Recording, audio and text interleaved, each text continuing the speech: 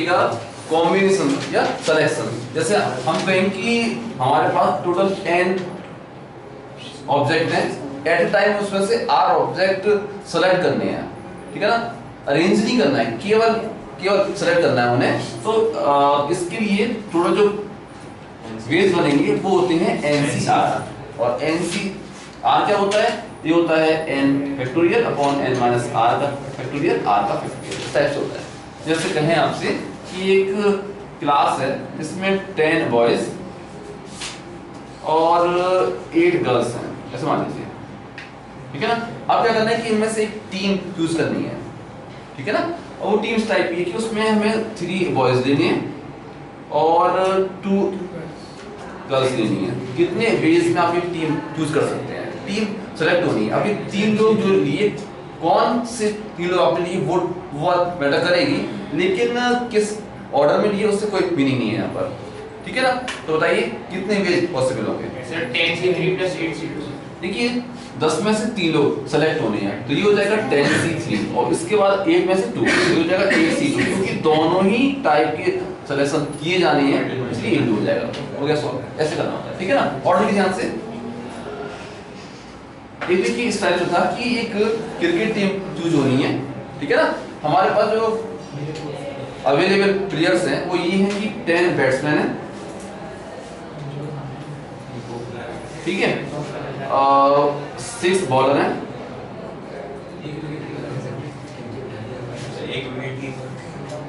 2 allrounder हैं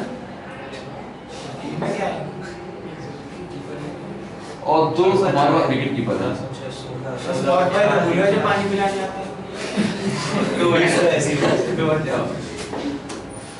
ऐसे, ठीक है ना। अब क्या करना है कि इनमें से हमें 11 मेंबर की टीम चूज करनी है और ऐसे करनी है कि बैट्समैन आपको लेनी है 6, बैट्समैन आपको लेनी है 6, बॉलर आपको लेनी है 4 और बॉलर आपको लेनी है 3, ऑलराउंडर 1 और 1 लेना है आपको विकेट कीपर। कितने वेज पॉसिबल होंगे बताइए? सर 10C6 × 6C3 हो जाएगा 10C6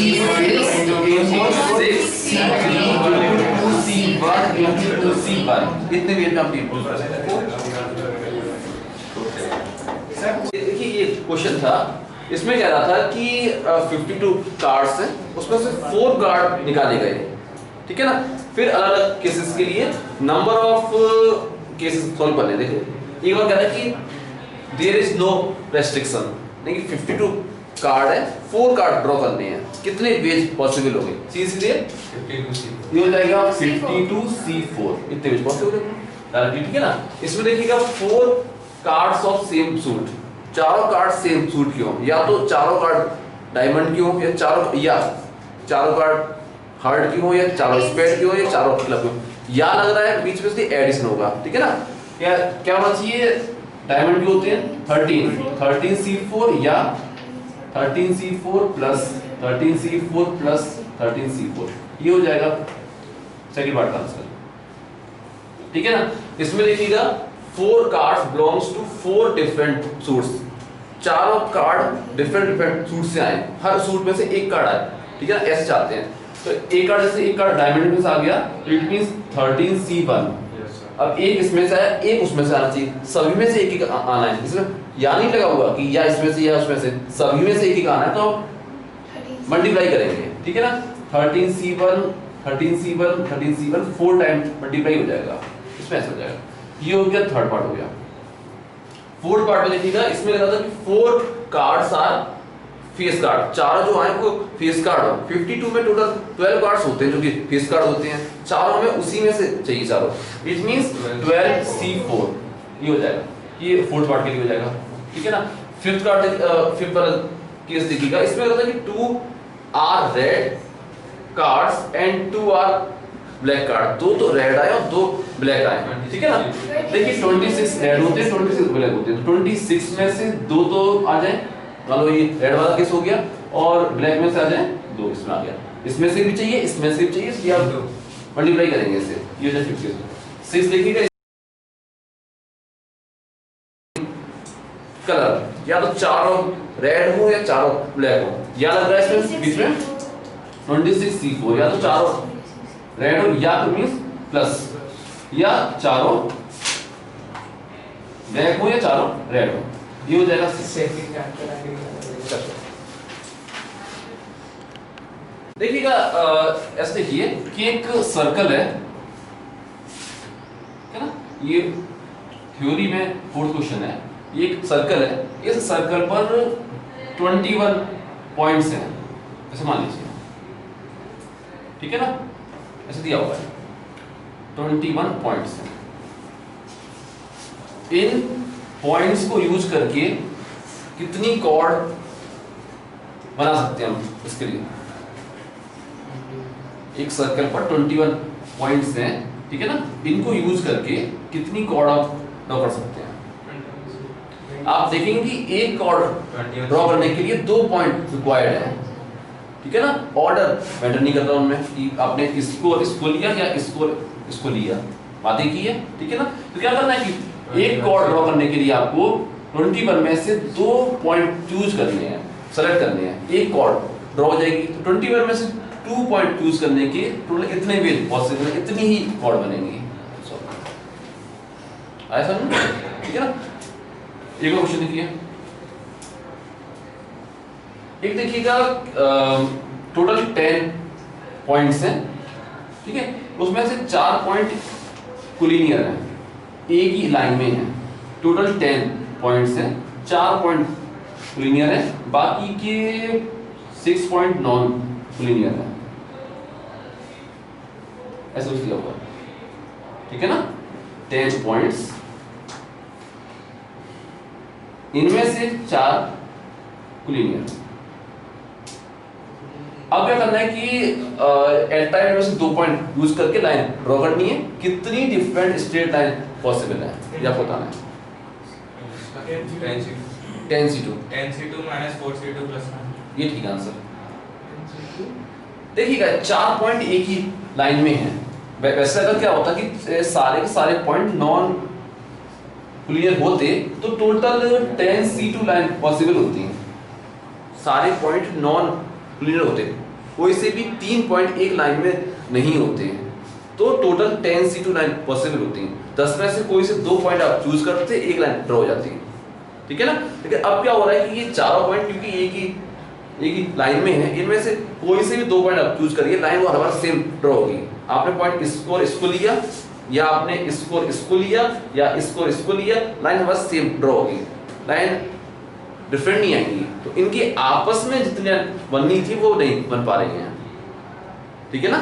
इन 4 में से आपस में कोई से 2 पॉइंट लेकर जो ड्रॉ होनी थी वो नहीं हो रही है, वो सेम आ रही है सारी, ठीक है, इसलिए इसमें से 4C2 माइनस हो जाएगा। अब क्या किया हमने, इन 4 में से कोई से 2 पॉइंट लेकर के जितने बन रही थी सब माइनस कर दिए हमने। हाँ, एक लाइन तो होगी ना, इन चारों से एट टाइम कोई से 2 पॉइंट लेकर के एक लाइन तो ड्रॉ होगी, ठीक है, हमने उसको भी इस बार माइनस कर दिया, इसलिए उसे एक बार ऐड कर देंगे, इसमें कर दिया गया +1 कर दिया गया, इतनी डिफरेंट लाइन पॉसिबल होगी, ठीक है। इस बात को अगर हम जनरलाइज करें, ऐसे कहें कि टोटल n पॉइंट्स हैं, उसमें से 8 पॉइंट कोलिनियर है, ठीक है ना, तो टोटल NC2 -RC2 + 1 इतनी लाइन पॉसिबल होगी, ये बनेगा इसका रिपोर्ट।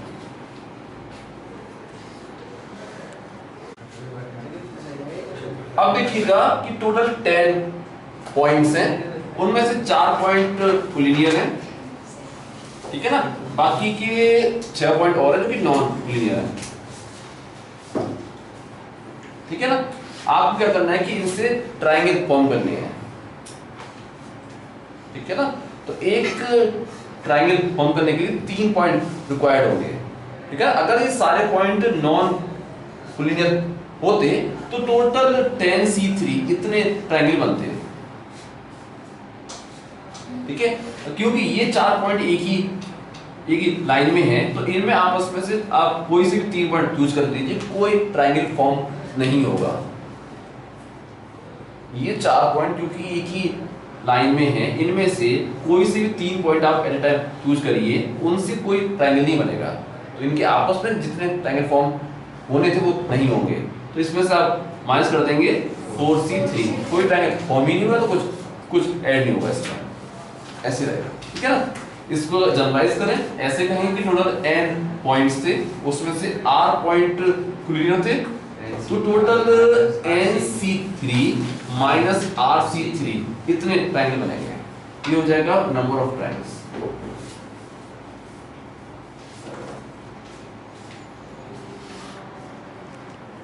अब देखिए एक n साइडेड पॉलीगन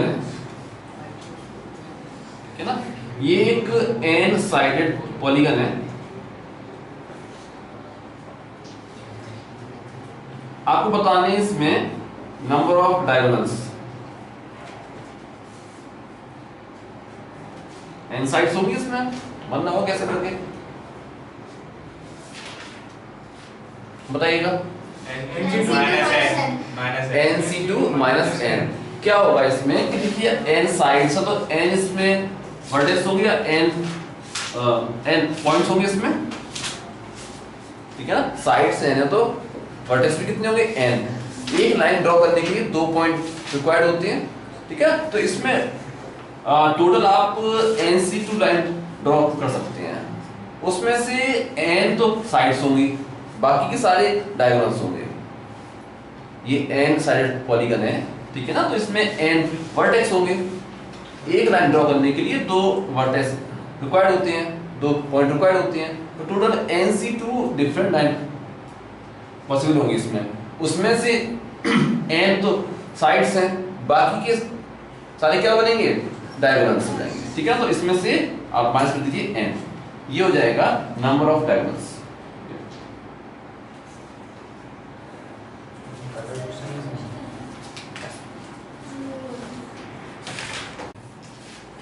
अब देखिएगा, जैसे देखिए ये एक चेस बोर्ड है,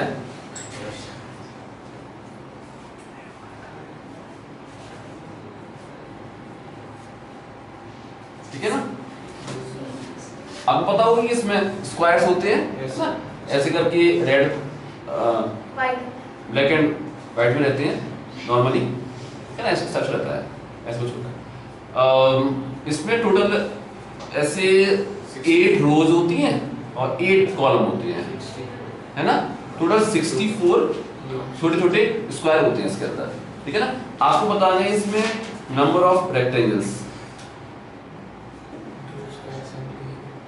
जैसे एक रेक्टेंगल ऐसे, एक तो ये स्क्वायर ही अपने आप में एक रेक्टेंगल होता है, ठीक है ना, हर स्क्वायर अपने आप में रेक्टेंगल होता है, तो ये हो जाएगा। इसका मतलब देखो एक ये बन जाएगा रेक्टेंगल, 2 स्क्वायर आप ले लो, ये भी एक रेक्टेंगल हो गया।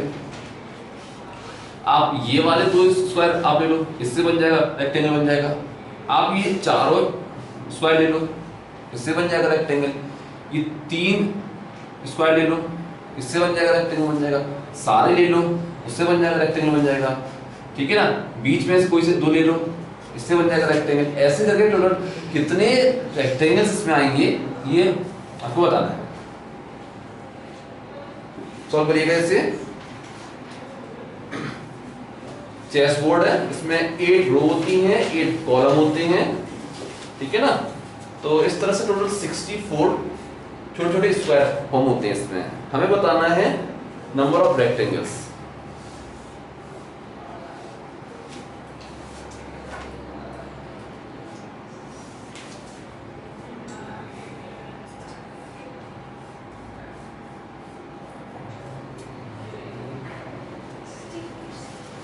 देखिए ध्यान से, अब इसे देखिए, आप इसमें इसे ऐसे देखिए कि इसमें इसमें 9 वर्टिकल लाइंस हैं,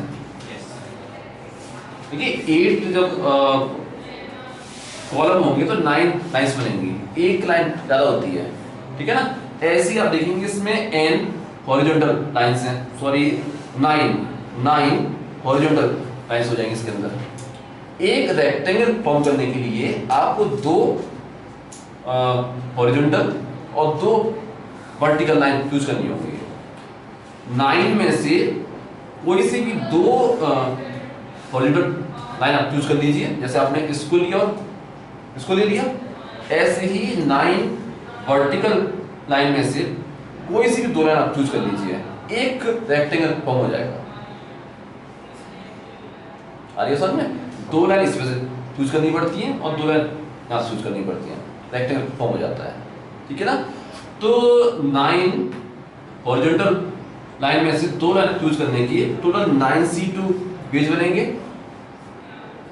ऐसे ही 9 वर्टिकल लाइन में से दो लाइन चूज करने के 9C2 पेज बनेंगे।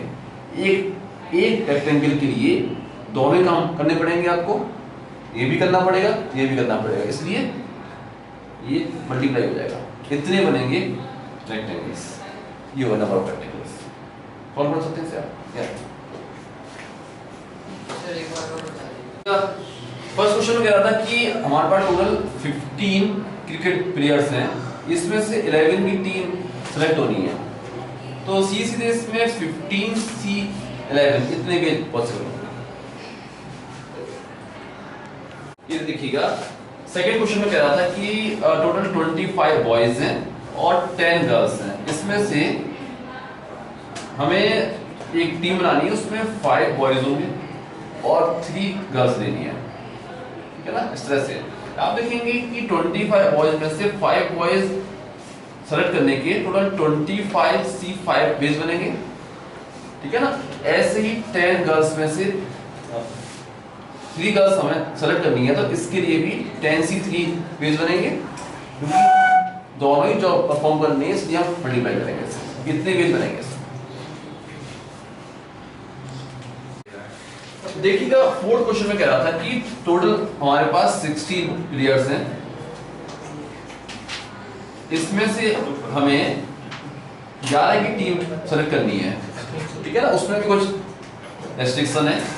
फर्स्ट पार्ट में कह रहा था कि include 2 particular players. It means 16 में से 2 ऐसे हैं जिनको हमेशा लेना है। ठीक है? तो 16 में से उन दोनों को हमने ले लिया, उसका एक ही तरीका है कि उनको ले लो। ठीक है? अब यहाँ बचेंगे 14 और जगह कितनी बचेंगी? 9। ठीक है ना? तो सीधे 14C9 इतने पेज पॉसिबल है। ठीक है? सेकंड पार्ट में कह रहा था कि 16 में से 2 लोग ऐसे हैं जिनको हमेशा छोड़ना है, तो सीधे से चॉइस में से 2 लोग कम हो गए, 14 अवेलेबल प्लेयर्स बचे और उनमें से ही 11 चूज होने हैं। ठीक है ना? तो अब हो जाएगा 14C11 कितने पेज बनेंगे? देखिएगा फिर क्वेश्चन में कह रहा था कि एक कॉलेज में 10 प्रोफेसर्स हैं और 20 स्टूडेंट हैं। ठीक है ना? अब क्या करना है, इनमें से एक कमेटी बनानी है जिसमें 2 प्रोफेसर होंगे और 3 होंगे स्टूडेंट। कितने डिफरेंट वेज में इस तरह से कमेटी आप फॉर्म कर सकते हैं। देखिएगा ये हो जाएगा 10 में से 2 लोग चूज होने हैं, तो ये हो जाएगा 10C2। ऐसे यहाँ पर 20 में से 3 लेने हैं, ये हो जाएगा 20C3, क्योंकि दोनों ही जॉब परफॉर्म करते हैं इसलिए हम मल्टीप्लाई करेंगे इसे। ठीक है ना? ये हो गया। फिर इसके बाद कुछ इसमें पार्ट दिए हुए हैं। फर्स्ट पार्ट में रेस्ट्रिक्शन है कि आप पर्टिकुलर प्रोफेसर इज इंक्लूडेड। ठीक है ना? क्या करना है कि इन 10 में से एक ऐसा प्रोफेसर इसे हर बार आपको लेना ही है, तो फिर उसको ले लिया गया। इससे क्या हुआ कि अवेलेबल प्रोफेसर 9 रह गए और जगह उनके लिए 1 रह गई केवल। अब उन 9 में से किसी एक को लेना है आपको। ठीक है ना? ये हो जाएगा 9C1 और स्टूडेंट के लिए वही चीज है, तो ये हो जाएंगे 20C3 ऐसे हो जाएगा। सेकंड पार्ट में कह रहा था ये कि पर्टिकुलर स्टूडेंट इज इंक्लूडेड। अब कह रहा है कि इनमें से एक ऐसा स्टूडेंट है जिसे हर बार लेना ही है, सबसे पहले उसी को ले लिया गया। इसके बाद क्या हुआ कि स्टूडेंट के लिए 19 चॉइस बची और जगह बचेंगे 2, ये हो जाएगा 19C2। ठीक है ना? प्रोफेसर के लिए सेम रहेगा, तो ये हो जाएगा 10C2। ठीक है ना? देखिए थर्ड पार्ट में कह रहा था ये कि अब पर्टिकुलर स्टूडेंट इज एक्सक्लूडेड। क्या करना है कि इनमें से एक स्टूडेंट को हमेशा छोड़ना है आपको। ठीक है ना? तो अवेलेबल स्टूडेंट अब रह गए 19, लेकिन जगह पूरी 3 ही है फिर से। ठीक है ना? तो 19C3 प्रोफेसर्स में यही रहेगा 10C2।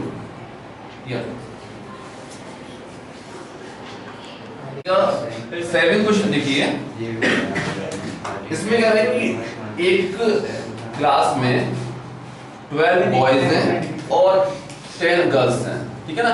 इनसे क्या करना है कि टीम चूज होनी है इस टाइप से कि टीम में टोटल 10 मेंबर्स होंगे, वो भी इस टाइप से होंगे कि बॉयज और गर्ल्स एटलीस्ट 4 आपको लेने हैं। ठीक है, तो एक केस बनता है कि आप बॉयज ने 4 और गर्ल्स ने 6, क्योंकि टोटल आपको 10 लेने हैं। ठीक है ना। एक केस बनता है कि आप इनको 5 लें, और एक केस बनता है कि बॉयज आप लें 6 और गर्ल्स लें 4। ठीक है ना, ये 3 केस हो गए। इसमें भी एक चीज ये है कि जो 10 गर्ल्स हैं इसमें से 2 ऐसी हैं जिनको हर बार लेना ही है आपको। ठीक है ना, ऐसे करके। तो देखिएगा एक केस देखते हैं। पहला वाला केस ये हो जाएगा 12 में से आपको 4 लेने हैं, तो ये हो जाएगा 12C4। ठीक है ना, इनटू यहाँ देखिए कि 6 लेने थे लेकिन 2 तो ऐसे हैं जिनको लेना ही होता है हर बार, तो क्या हो जाएगा, चॉइस 10 नहीं है 8 है केवल, और लेने भी केवल 4 है, 2 तो हर बार लेने ही है। तो ये हो जाएगा 8C4 बनेगा। ये 10 थे लेकिन 2 ऐसे हैं जिनको हर बार लेना ही है। ठीक है ना, तो सिलेक्शन के लिए केवल 8 है यहाँ पर, और लेने भी केवल 4 है, 2 कम, क्योंकि 2 में से ऐसे हैं जिनको हर बार लेना ही है। ये हो जाएगा। एक केस होता है ये वाला, तो ये हो जाएगा 12C5 इंटू, इसमें फिर वही लगाएंगे तो ये हो जाएगा 8C3। ठीक है ना, और इस केस में 12C6 इंटू ये हो जाएगा 8C2।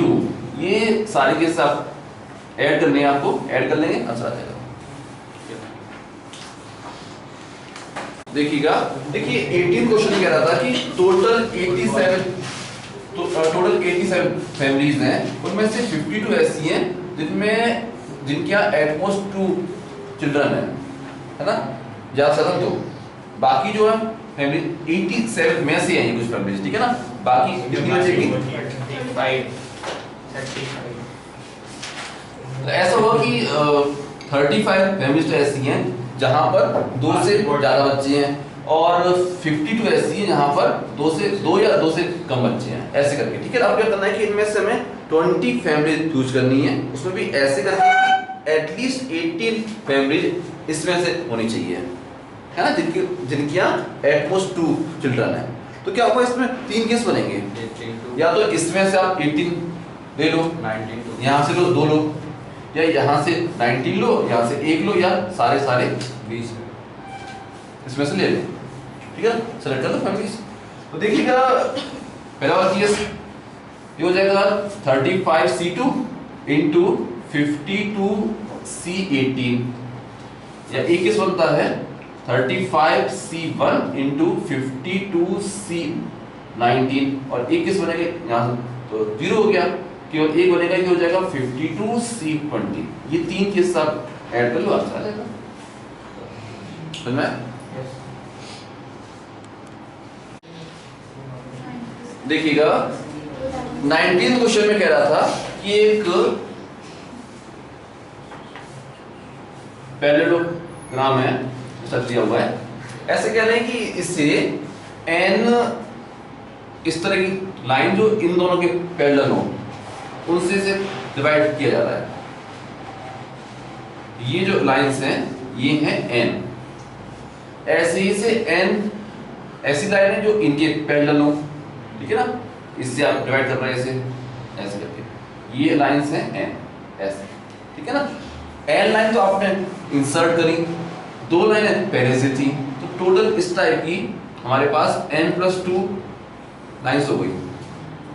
ऐसे ही यहाँ भी ये 2 लाइनें पहले से थी, n लाइनें इंसर्ट की गई, यहाँ भी टोटल n+2 लाइंस हो गई। अब हमें ये फाइंड करना था कि इसमें कितने पैरेललोग्राम हैं इसके अंदर। जैसे एक तो ये हो गया पैरेललोग्राम, एक ये भी हो जाएगा पैरेललोग्राम, एक ये भी हो जाएगा,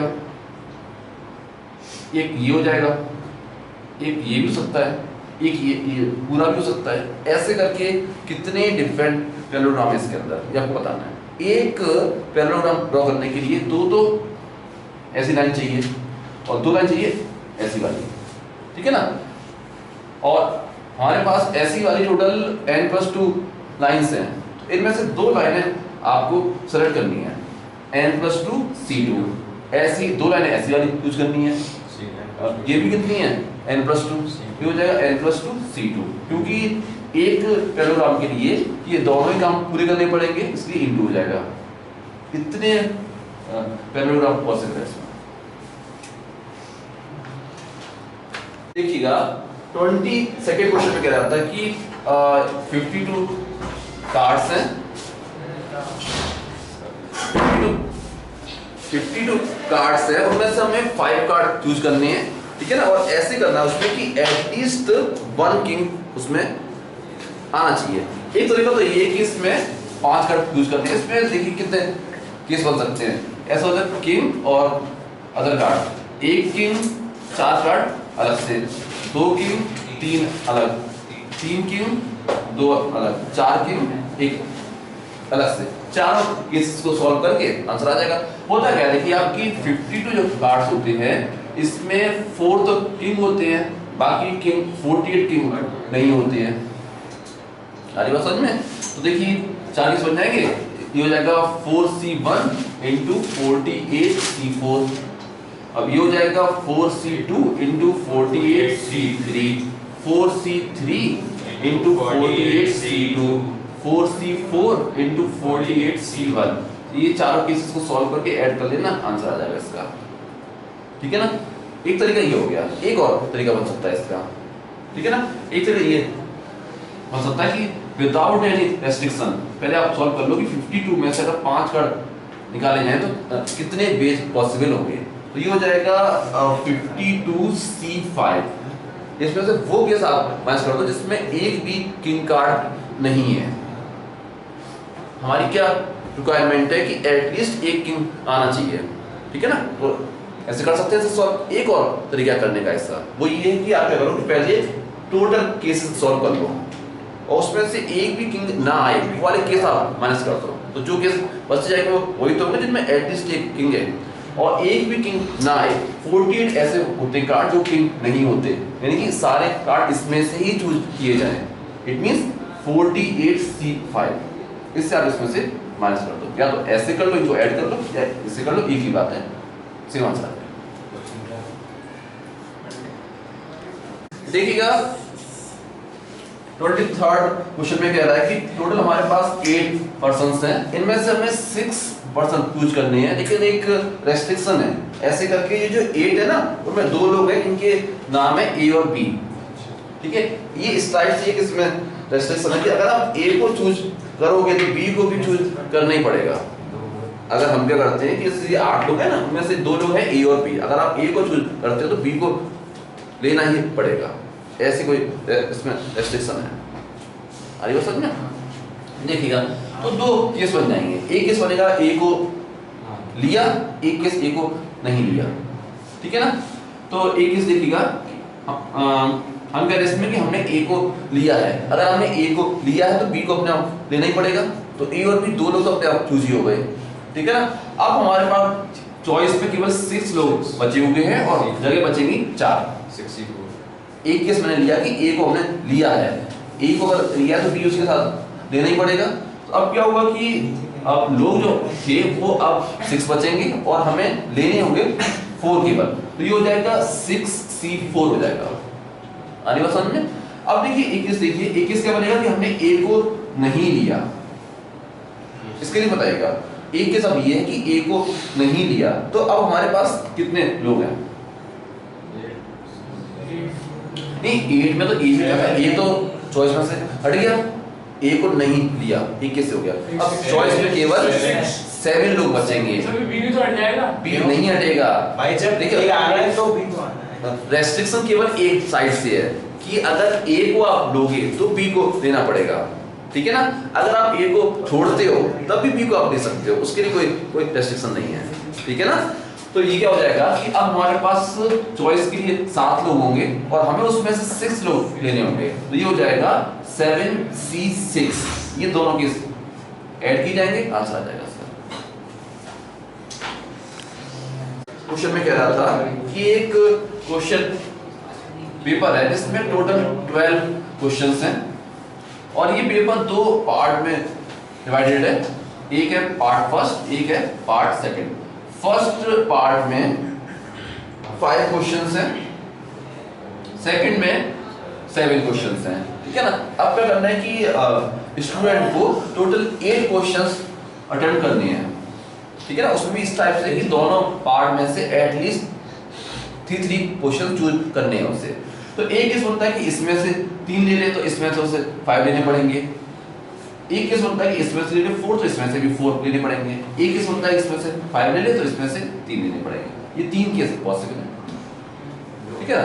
तो ये क्या हो जाएगा, इसके लिए आप कहेंगे ये हो जाएगा 5C3 इंटू 7C5, ये हो जाएगा 5C4 इंटू 7C4 और ये हो जाएगा 5C5 इंटू 7C3। तीनों केसेस सॉल्व करके ऐड कर लेंगे, आंसर आ जाएगा।